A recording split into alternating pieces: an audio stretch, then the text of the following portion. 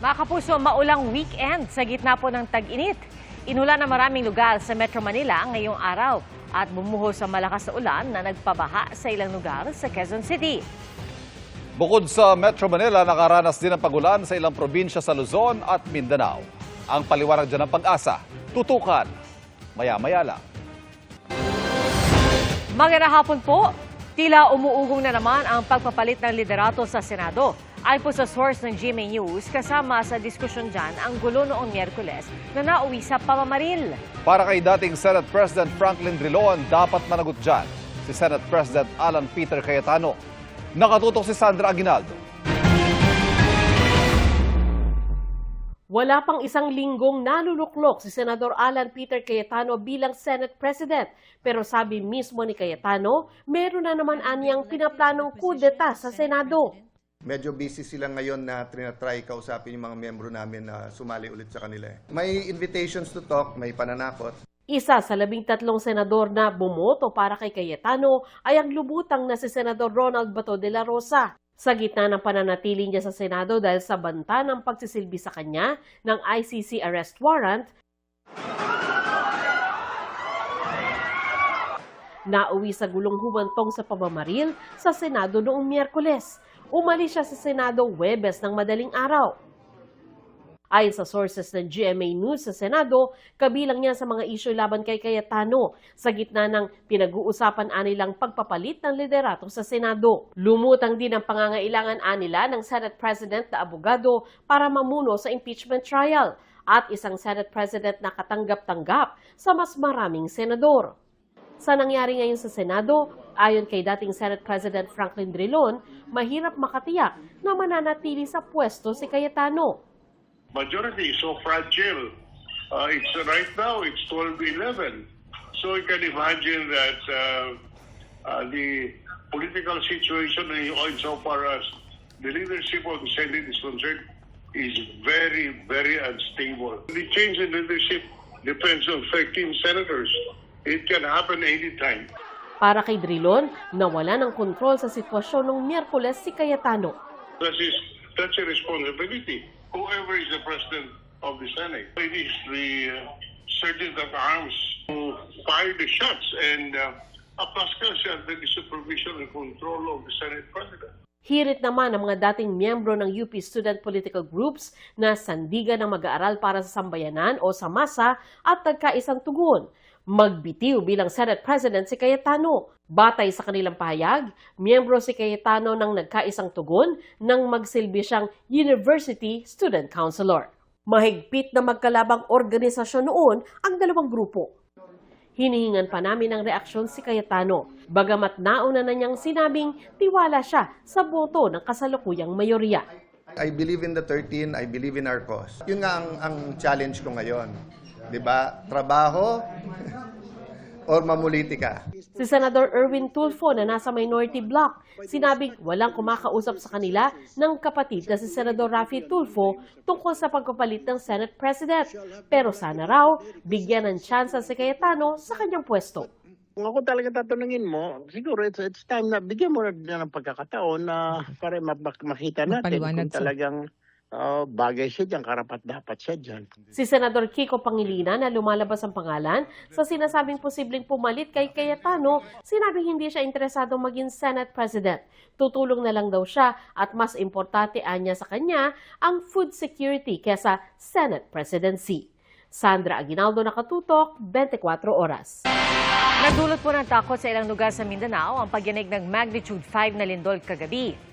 Nakatutok si Jonathan Andal.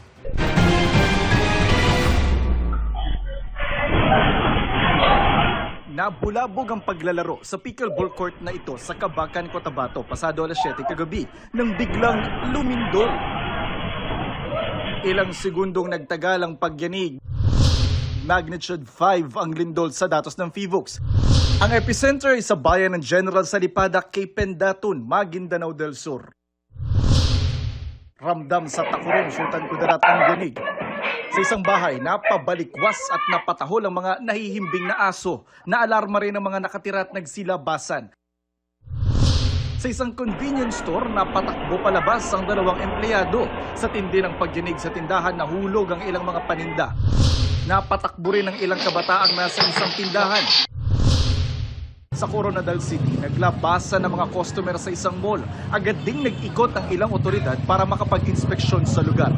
Wala pang ulat ng mga nasaktan o nagtamo ng matinding pinsala sa lindol. Jonathan Andal, Nakatutok, 24 Oras. Patapos na raw ang first draft ng Ombudsman sa kanilang investigasyon sa korupsyon sa flood control projects. Nakatutok si Darlene Kai. Mahigit 35 raw ang mga gumugulong na investigasyon sa Office of the Ombudsman kaugnay ng maanumalyang flood control projects ayon kay Ombudsman Jesus Crispin Remulla. Isa raw sa mga malapit ng mahinog ang reklamong plunder laban sa ilang senador at congressman. Yung 61-page complaint, first draft, That's another matter.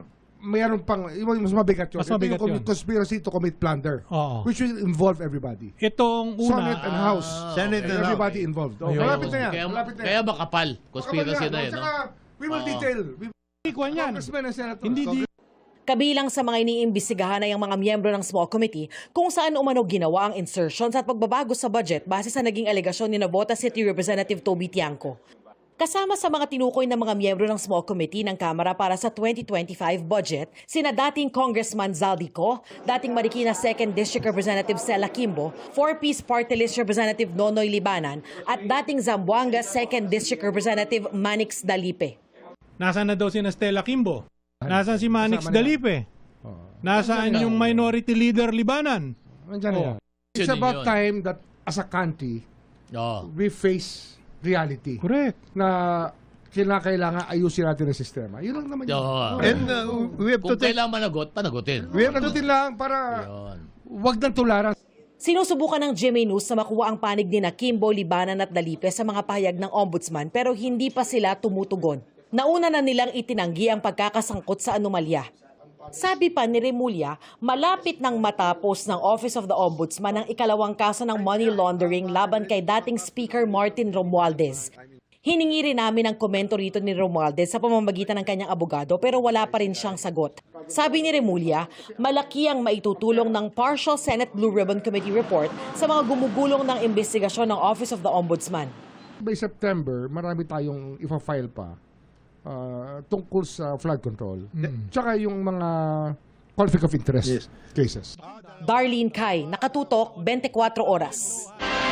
Sa kabila po ng mga nararanasang ulan at baha sa malaking bahagi ng bansa, nilinaw ng Pag-asa na hindi pa po tag-ulan. Nakatutok si Jamie Santos.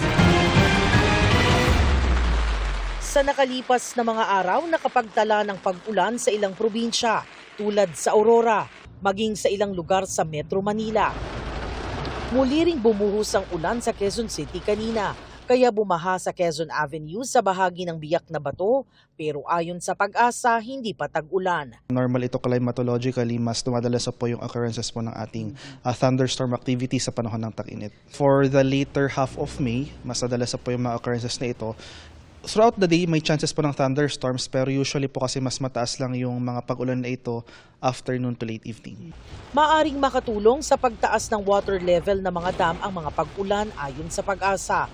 Pero sa ngayon, patuloy ang pagbaba ng level ng tubig sa Angat Dam, ang pangunahing pinagkukunan ng tubig sa Metro Manila. Dahil mababa na siya sa minimum operating level, ay kailangan na rin po nating i-regulate yung pagre-release ng Angat Dam sa ibang gamit po nito, kagaya ng irigasyon. Kaya sa kasalukuyan po ay binawasan na po ang alokasyon para sa irigasyon po.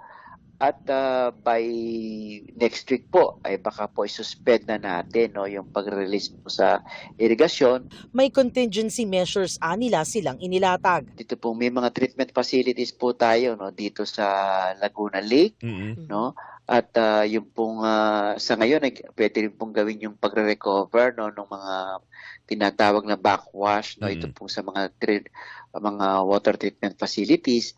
At sa kasalukuyan po ay pinayagan na rin po, pinahintulutan na rin po ng WRB na i-activate po yung mga deep wells dito po sa Metro Manila para pa kung sakali po ay mangailangan ng karagdagang supply na hindi na po kayang ibigay na Angat Dam, ay meron pong ibang mapagkukunan. Sa dulo ng Mayo o kaya'y tuwing Hunyo, karaniwang nagsisimula ang tag-ulan. Ayon sa Pag-asa, bandang Hunyo rin posibleng magsimula ang El Nino at maaring magtagal sa unang bahagi ng 2027. Isang epekto niyan sa Pilipinas ay posibleng mabawasan ng ulan. Actually, in terms of El Nino, hindi pa po talaga siya officially nag-start, no? So, kung baka papunta pa po tayo doon, based po sa assessment ng ating latest climate models. Based on our latest assessment ay on the second half of the year pa po. So, second half of the year onwards pa po natin mararanasan yung peak ng effect ng El Nino. Jamie Santos, Nakatutok, 24 Oras. Nasunog ang delivery truck na yan sa gitna ng tulay sa Santa Rita, Giginto, Bulacan. Ayon po sa pahinante, bigla na lang nagliyab ang ilalim ng truck. Papunta raw sana silang Pulilan para ipagawa ang fuel injector ng truck pero hindi na umabot. Tumagal ng halos kalahating oras ang pag-apula sa apoy. Sa Cebu City naman, nasa 75 bahay sa Barangay Tejero ang natupok. Umabot po sa ikatlong alarma ang sunog. Nananatili ngayon sa evacuation center ang mga nasunugan. Inaalam pa ang pinagbulan ng apoy. Bukod sa Metro Manila, inulan din ang ilang lugar sa Luzon at Mindanao ngayong weekend na nagdulot ng pagbaha. Nakatutok si Jamie Santos. Lumusong sa hanggang gutter na baha kagabi ang mga sasakyan sa Barangay Manuyu 2 sa Las Piñas. Ang kalsada papasok sa isang subdivision, tila naging lawak kasunod ng ulan. Kaya napilitang lumusong ang mga residente. Pagka umuulan po talagang lagi yung bumaba dyan. Naayos po yung kanal, pinalalakihan po yung Marulas Creek po. Gagawa po ng panibagong drainage na papunta po sa main creek po natin. Hanggang gutter din ang baha kagabi sa bahagi ng Aguinaldo Highway sa Bacoor, Cavite. Umulan din sa Dagupan City pasado alas 8 kagabi. Bumaha sa ilang kalsada at humupa matapos ang halos 2 oras. Ilang araw nang umuulan tuwing hapon sa Senador Ninoy Aquino Sultan Kudarat at nang sumungit ang panahon kahapon, umapaw ang mga sapa at ilog at binaha ang mga kalsada at bahay. Nalubog din pati babuyan ng isang residente, kaya sinalba ang mga baboy. Pinasok din ng tubig baha ang ilang bahay sa tabing kalsada sa Dato Abdullah Sangki, Maguindanao del Sur. Umapaw sa National Highway ang tubig at putik mula sa ilog at sapa kasunod ng pag-ulan kahapon. Sa Tampakan, South Cotabato, nagka-traffic ng humambalang sa kalsada ang mga sanga at puno na napinsala ng malakas na hangin at ulan. Pinagtulungan ng mga residente at ilang motorista na alisin ang mga kalat. Ayon sa Pag-asa, localized thunderstorms ang nagpaulan sa Metro Manila, ilang bahagi ng Luzon at sa Mindanao kahapon. Jamie Santos, Nakatutok, 24 Oras. Isang araw bago ang inaasahang pag-convene ng Senado bilang impeachment court, nagmisa at nagrally ang ilang grupo na nananawagang ituloy na ang impeachment trial ni Vice President Sara Duterte. At kabilang po sa mga dumalo ang mga kongresistang miyembro ng prosecution panel. Nakatutok si Jonathan Andal. Isang araw bagong inaasahang pag-convene ng Senado bilang impeachment court, sama-samang dumalo sa misa sa EDSA Shrine ng ilang kongresistang miyembro ng prosecution panel, sina Representatives Leila De Lima, Joel Chua at Lawrence Defensor. Humingi po kami ng pagbabasbas para tulungan kami to give us guidance, to give us strength, to give us wisdom to prosecute the respondent and to seek for her conviction para managot talaga siya. Sa kanyang homily, nagpaalala si Novaliches Bishop Teodoro Bacani sa mga senador na maglingkod sa bayan at hindi sa isang tao lang, kahit pag gaano ito kapopular, lalo na kapag nakita na ang mga ebidensya. Makonsyensya naman kayo. Huwag ninyong sasabihin, tao naman ako ni Sara hindi ako boboto laban sa kanya. Hindi ka tao ni Sara kung ikaw ay senador. Tao ka ng bayan. Panawagan sa mga senador ni Bishop Bacani na isa sa framers ng 1987 Constitution, simulan kaagad ang impeachment trial. Kasama po ako sa sumulat ng konstitusyon na yon. Forthwith, agad-agad. Sabi, huwag na kayo magpapapasok sa bato sa Senado at magbabaril sa Senado. Agad-agad. Huwag na kayo magpapalit ng liderato na gano'n na basta-basta. Bago ang misa, nagrally sa EDSA Shrine ng ilang civil society groups. Yung sa loobin po namin, kailangan po nating ituloy yung impeachment trial na ilang taon nang inaantay ng taong bayan. Bagaman wala pang natatanggap na imbitasyon mula sa Senado, maaaring pumunta bukas sa pag-convene ng impeachment court ang mga miyembro ng House Prosecution Panel.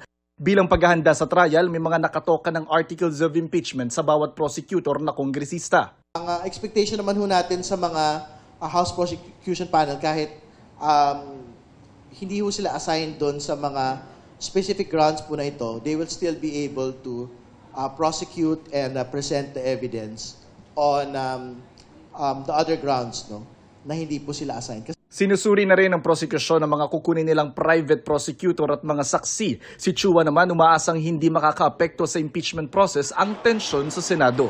Ito ay kanilang constitutional mandate. At inaasahan naman din po natin na ang ating bagong Senate President bilang isang abogado ay mataas po ang kanyang paggalang sa ating konstitusyon. Jonathan Andal, Nakatutok, 24 Oras.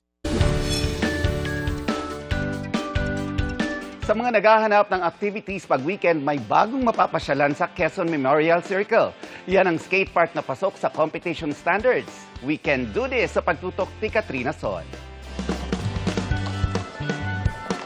Sa mga hanap ay active lifestyle, may mga dagdag na mapaglilibangan sa Quezon Memorial Circle.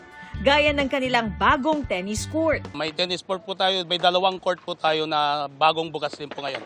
Ang registration namin ay through email po namin, email ng QMC at quezoncity.gov.ph po. Mag-email po kayo doon and then kung po siya, pwede rin kayong walk-in.